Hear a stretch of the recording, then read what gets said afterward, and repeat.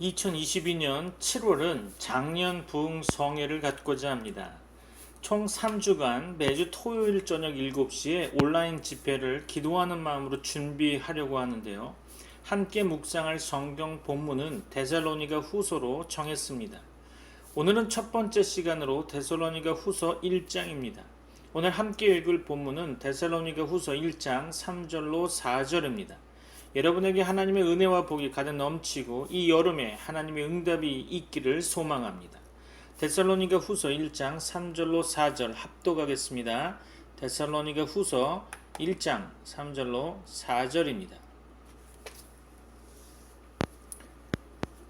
다 찾으신 줄 알고 함께 합독하겠습니다. 형제들아, 우리가 너희를 위하여 항상 하나님께 감사할지니 이것이 당연함은 너희의 믿음이 더욱 자라고 너희가 다 각기 서로 사랑함이 풍성함이니, 그러므로 너희가 견디고 있는 모든 박해와 환난 중에서 너희 인내와 믿음으로 말미암아 하나님의 여러 교회에서 우리가 친히 자랑하노라. 아멘. 먼저 데살로니가 후서를 하기 전에 전체적인 데살로니가 후서에 대한 내용을 간단하게 개요로 알려드리고 싶습니다. 본 서신은 데살로니가 전서 이후에 수개월 뒤에 기록된 서신으로 데살로니가 전서와 마찬가지로 그리스도의 재림과 종말에 대한 바른 신앙관을 가르칠 목적으로 기록된 교리서라 할 수 있습니다. 하지만 전서보다 본 서신의 분위기는 훨씬 더 단호함을 느낄 수 있겠는데요. 데살로니가 교회에는 여전히 임박한 종말권에 사로잡힌 자들이 사회생활을 게을리하고 성도들끼리 어울려 다니며 무리를 믿는 사례들이 잦아졌기 때문이죠. 그래서 본 서신에는 교리적 측면보다는 오히려 주님의 재림을 준비하는 성도의 바른 생활, 곧 실천적 측면이 집중적으로 조명되고 있습니다. 본 서신은 2차 선교 여행 중이던 사도 바울이 고린도에 머물면서 데살로니가 교회를 향해 첫 번째 편지인 데살로니가 전서를 보냈지만 교회 상황이 호전되지 않고 그 서신으로 인한 오해마저 발생하자 이를 시정하기 위해 두 번째로 보낸 서신입니다. 따라서 본 서신 데살로니가 후서는 역시 고린도에서 기록되었겠죠. 그 시기는 고린도 사역 말기쯤으로 보여집니다.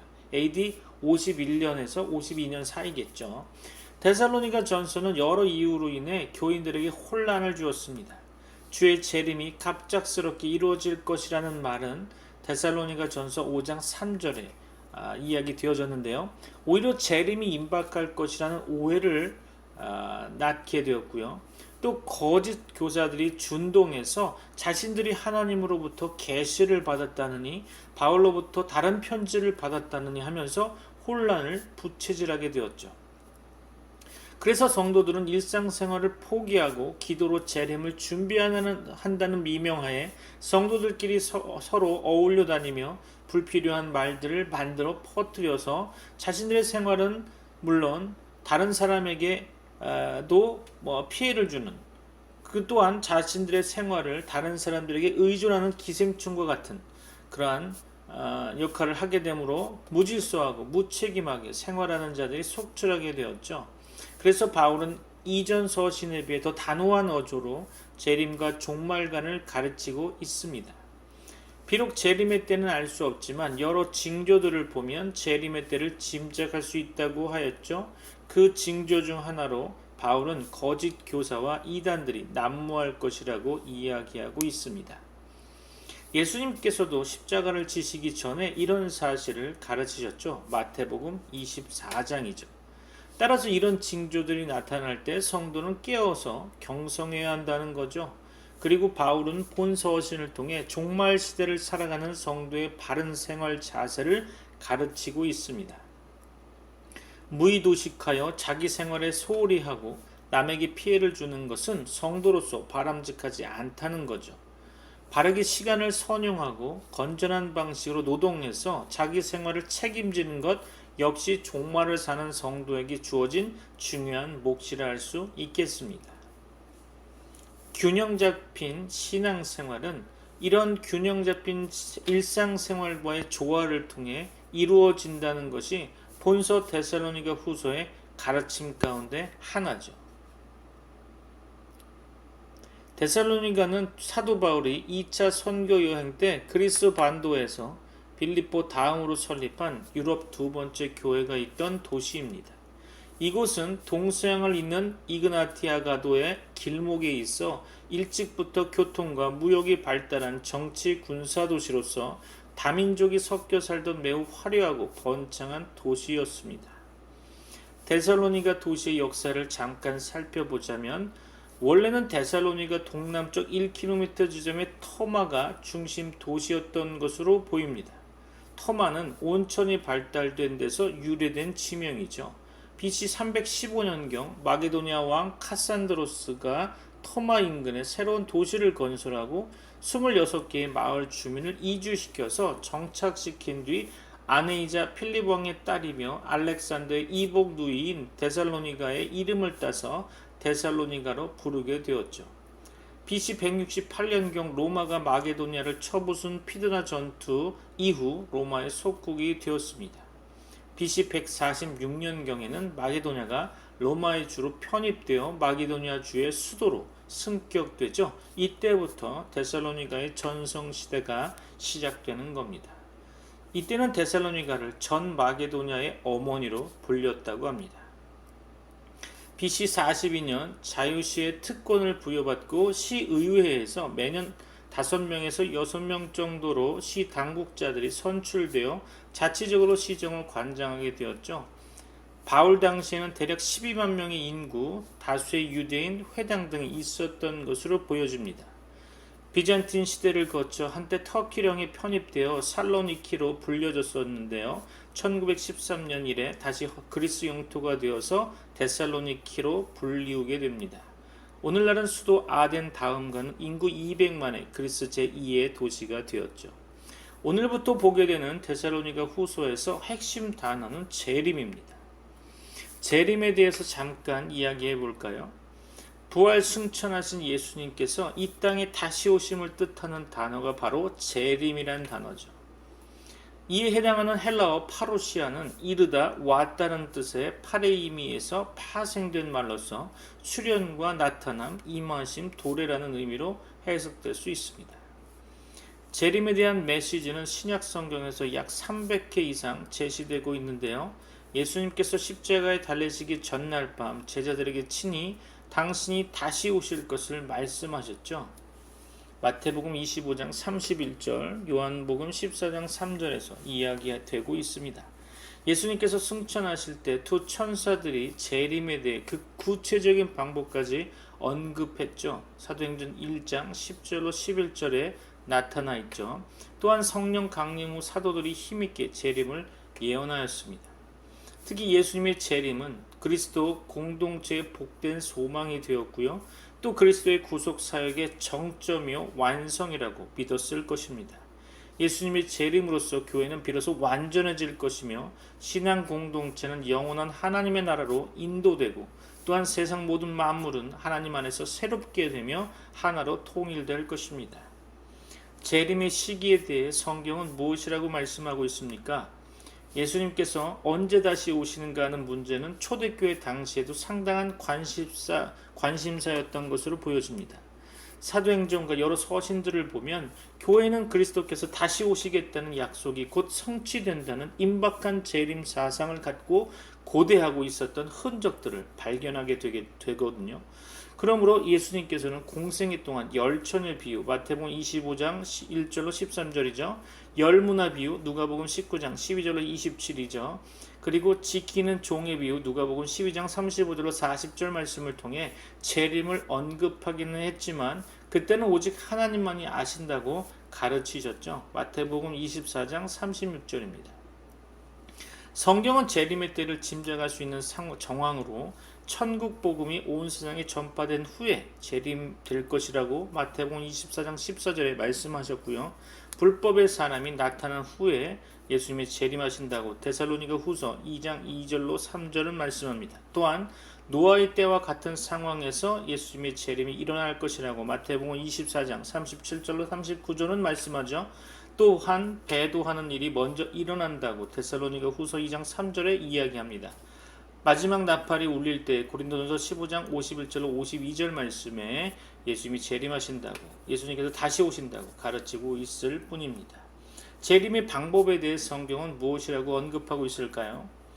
예수 그리스도의 재림은 우리가 생각지 않은 때에 마태복음 24장 44절 말씀에 근거해서, 또한 마가복음 13장 36절에는 호련히 임한다고 했고요. 마태복음 24장 27절 말씀에는 번개의 번쩍임 같이, 또한 데살로니가 전서 5장 2절과 베드로후서 3장 10절 말씀, 계시록 16장 15절 말씀에 밤에 도적같이 임할 것이라고 성경은 말씀합니다.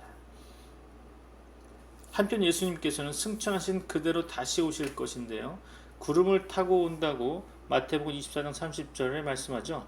이는 손오공처럼 온다는 것이 아니라 영광 중에 임한다는 것입니다. 번역을 할 때 구름이라는 번역과 영광이라는 단어가 똑같은 단어거든요. 불꽃 중에 임한다고 데살로니가 후서 1장 7절로 8절 말씀하고요. 영광과 큰 능력으로 임한다고 마태복음 16장 27절 말씀하죠. 또 천사들과 함께 거룩한 성도들과 함께 임하실 것이라고 이야기되어지고 있습니다. 그때 모든 눈이 그분을 보게 될 것이라고 계시록 1장 7절은 말씀하죠. 특히 죄와 상관없이 자기를 바라는 자들에게 나타나실 것이라고 로마서 6장에서 또 히브리서 9장에서 이야기하고 있습니다. 그날의 천지는 마치 불에 풀어진 것처럼 모두 와해될 것입니다. 그렇다면 재림의 목적은 무엇일까요? 왜 예수님은 재림하셔야 하는 것일까요? 크게 두 가지로 이야기할 수 있을 겁니다. 첫째는 주께서 택하신 백성을 모아 영접하시고 구원을 완성하시며 그들에게 상 주시고 영화롭게 하시기 위해서일 겁니다.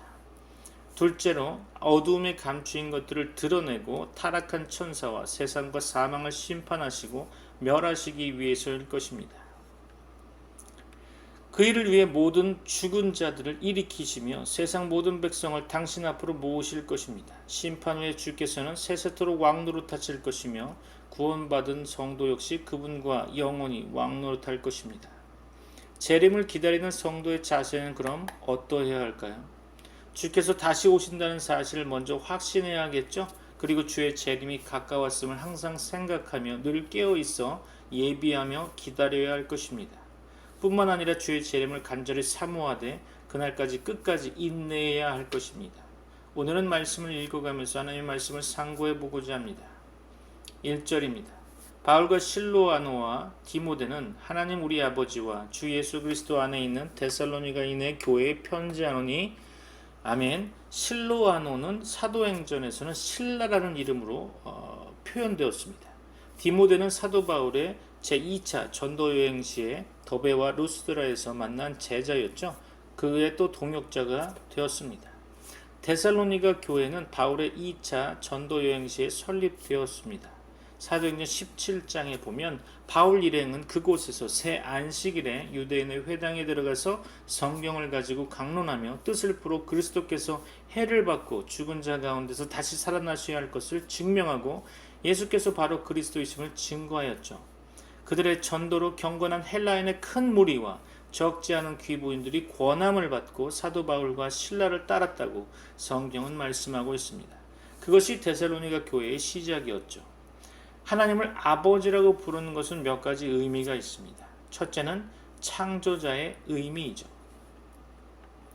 이사야 64장 8절 볼까요? 그러나 여호와여 이제 주는 우리 아버지 신이이다. 우리는 진흙이요 주는 토기장이이시니 우리는 다 주의 손으로 지으신 것이니이다. 아멘. 둘째는 구원자의 의미입니다. 신명기 32장 6절이죠. 어리석고 지혜 없는 백성아 여호와께 이같이 보답하느냐 그는 내 아버지시요 너를 지으신 이가 아니시냐 그가 너를 만드시고 너를 세우셨도다. 아멘.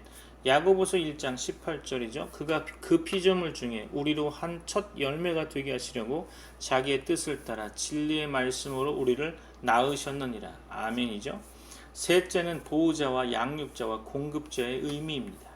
마태복음 6장 26절이죠. 공중의 새를 보라 심지도 않고 거두지도 않고 창고에 모아들이지도 아니하되 너희 하늘 아버지께서 기르시나니 너희는 이것들보다 귀하지 아니하냐. 아멘.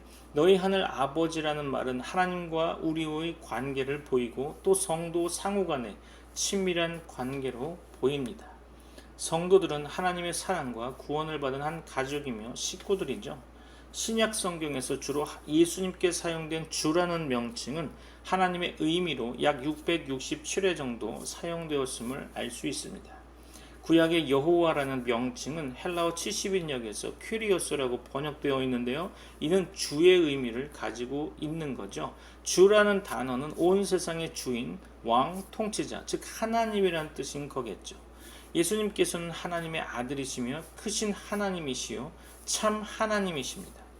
데살로니가 교회를 하나님 우리 아버지와 주 예수 그리스도 안에 있다고 말하는 것은 구원이 연합의 관계임을 나타내고 있는 거죠. 죄는 사람들을 하나님의 생명에서 끊어지게 하였습니다. 죄인은 영적으로 죽었고 하나님과 분리되었지만 구원은 사람을 하나님의 생명 안으로 들어오게 하며 하나님과의 교제를 회복시키는 거죠. 교회는 구원받은 자들의 모임으로서 하나님 우리 아버지와 주 예수 그리스도 안에 있는 거죠. 이것은 교회의 구성원인 성도들의 존귀한 특권이며 놀라운 행복입니다. 2절 볼까요? 하나님 우리 아버지와 주 예수 그리스도로부터 은혜와 평강이 너희에게 있을지어다. 아멘. 이 말씀은 사도 바울의 서신들에서 매번 나오는 의미심장한 기도문이죠.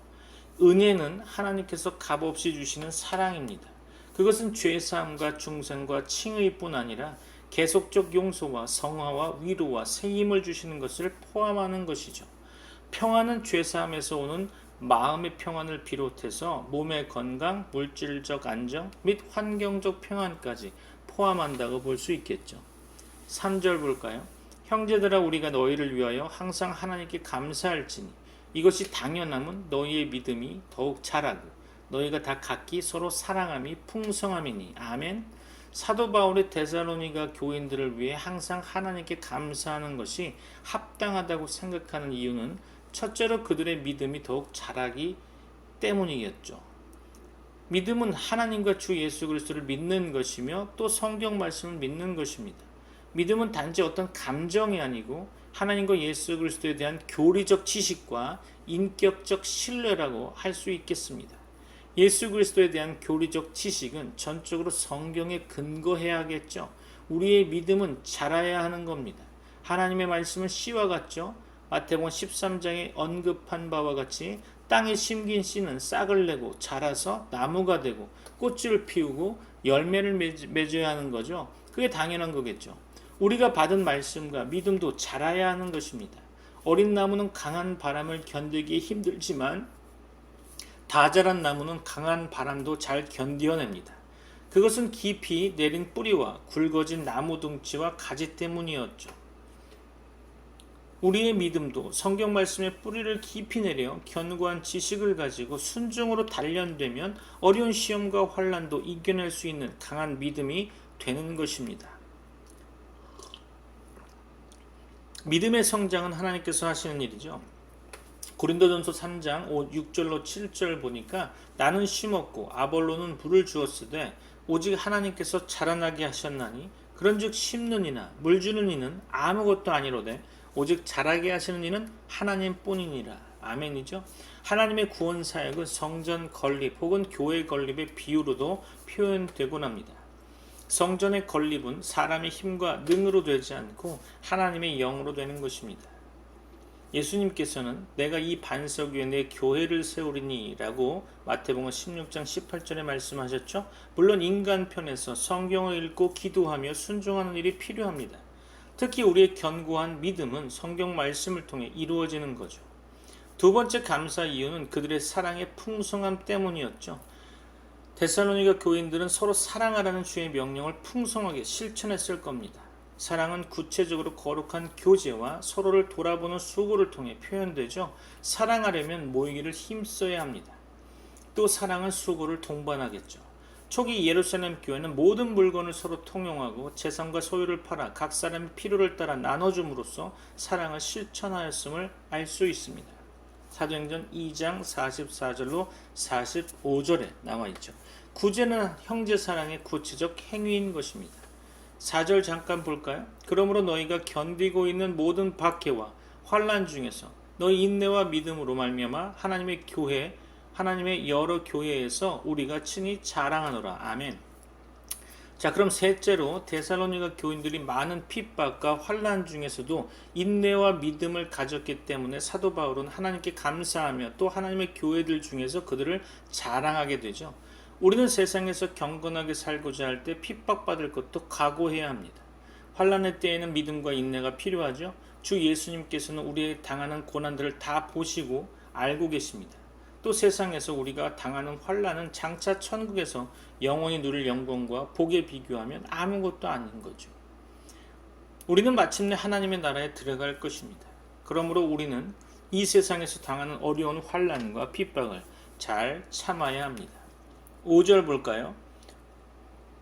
이는 하나님의 공의로운 심판의 표요 너희로 하여금 하나님의 나라에 합당한 자로 여김을 받게 하려 함이니 그 나라를 위하여 너희가 또한 고난을 받느니라. 아멘.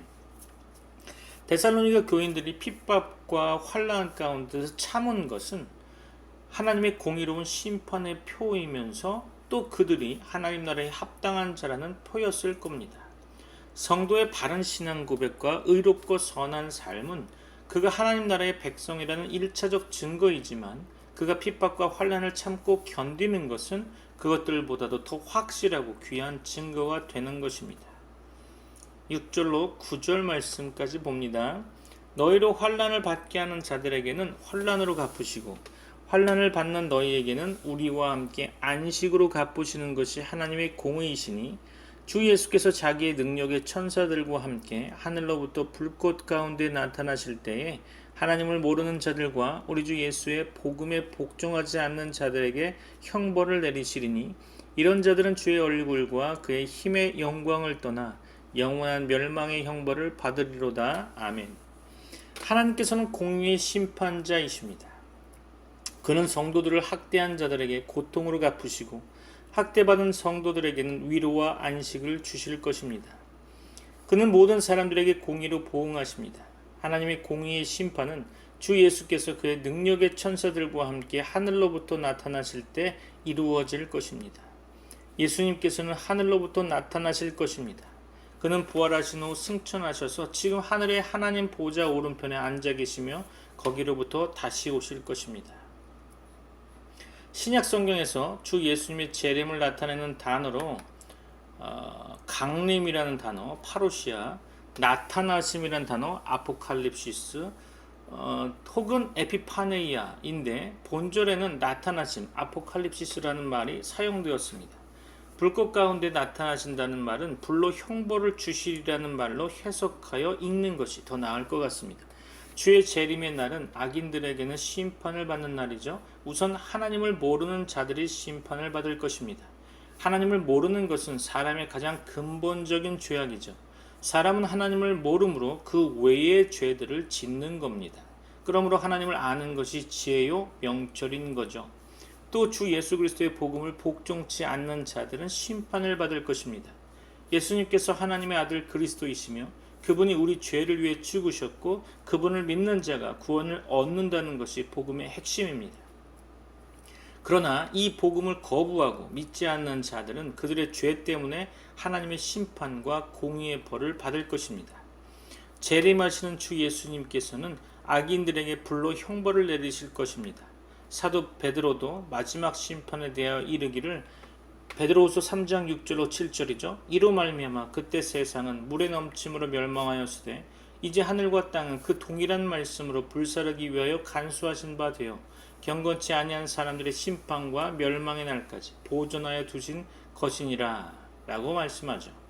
바울은 이런 자들이 주의 얼굴과 그의 힘의 영광을 떠나 영원한 멸망의 형벌을 받으리로다 라고 말하고 있습니다. 하나님께서는 진노의 얼굴과 심판의 능력과 영광으로 악인들을 향하실 것이며 악인들은 하나님 앞에서 물리침을 받고 성도들을 부활시킬 그의 힘의 영광을 경험치 못할 겁니다. 그들은 영원한 멸망의 형벌, 곧 지옥 형벌을 받을 것입니다. 지옥은 악인들을 위해 예비된 장소죠.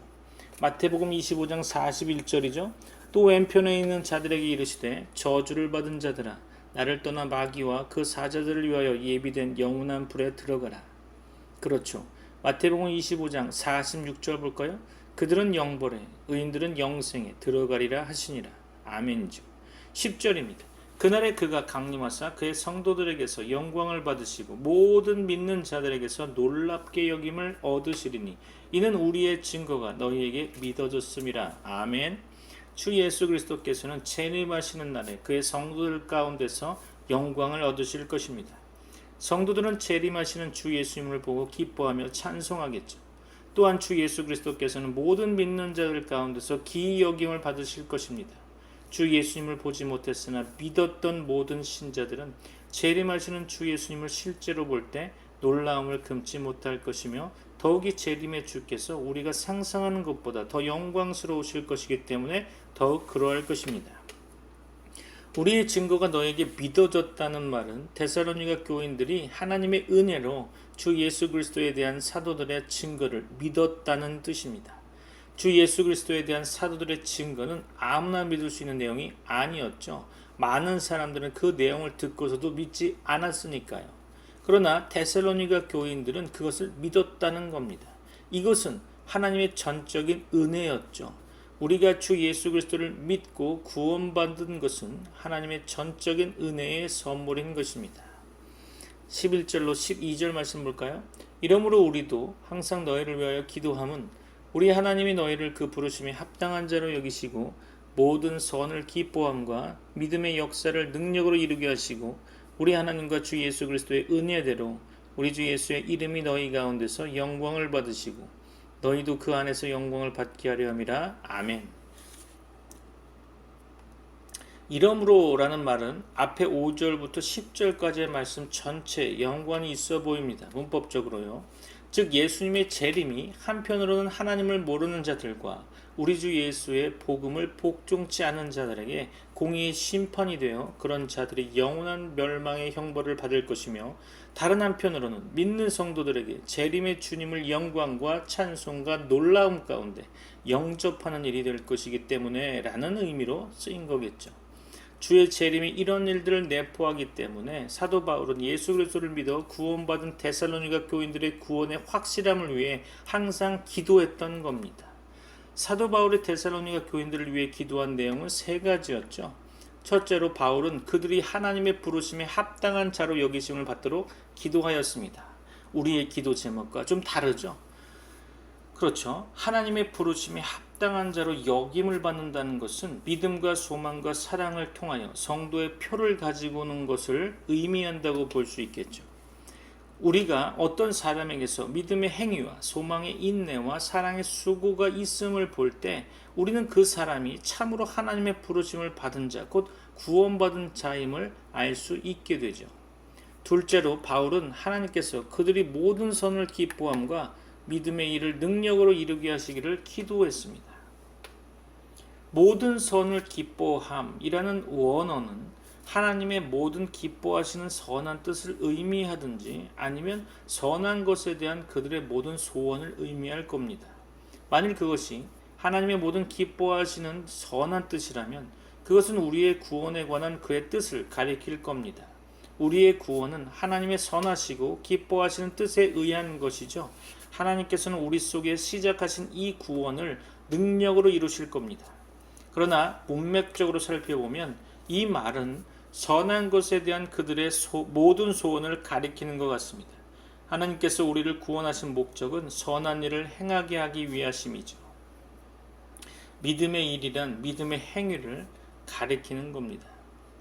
믿음은 하나님의 은혜의 선물이며 사람은 예수님을 믿음으로 구원 얻지만 참 믿음은 행함이 있는 믿음입니다. 이제 하나님께서는 그가 주신 믿음과 구원을 능력으로 온전케 하실 것입니다. 우리는 선한 것에 대한 모든 소원과 믿음의 행위를 온전케 해야 할 것입니다. 이것은 하나님께서 힘 주심으로 가능한 거죠.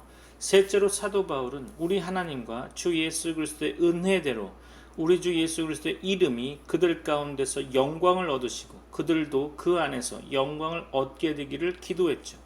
우리는 바울이 기도했던 이 세 가지 기도 제목을 잘 기억해서 우리도 우리의 기도 제목이 되어지었으면 좋겠습니다. 우리의 구원은 하나님과 주 예수 그리스도의 은혜입니다. 예수 그리스도께서 우리에게 주신 구원은 큰 구원이며 완전한 구원이며 영광스러운 구원입니다. 이 구원은 예수 그리스도께서 영광 중에 재림하실 때 완전하게 이루어질 겁니다. 그때 주 예수 그리스도의 이름이 성도들 가운데서 영광을 받으실 뿐 아니라 또한 성도들도 주 예수 그리스도 안에서 영광을 얻게 될 것입니다.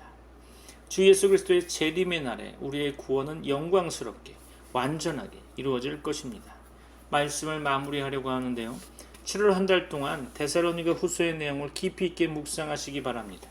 여러분에게 놀라운 하나님의 말씀이 깨달아져서 삶에 적용되시기를 축원합니다. 기도하겠습니다. 지금은 우리 주 예수 그리스도의 은혜와 하나님의 사랑과 성령님의 교통하심이 재림을 준비하는 모든 주의 백성들에게 이제부터 영원까지 함께 있을지어다. 아멘.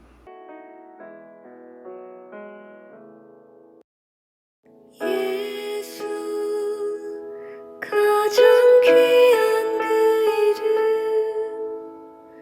예수 언제나 기도 들으사 오 예수 나의 손 잡아주시는 가장 귀한 그 이름 예수 찬양하기 원하네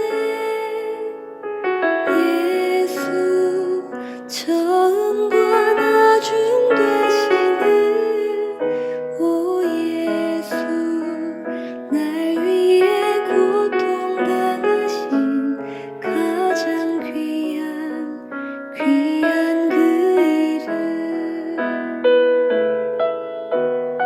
예수 왕의 왕이 되신 주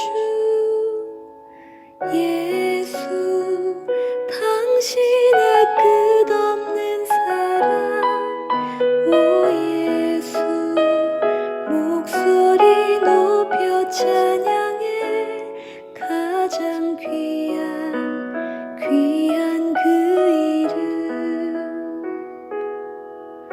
오 예수 목소리 높여 찬양해 가장 귀한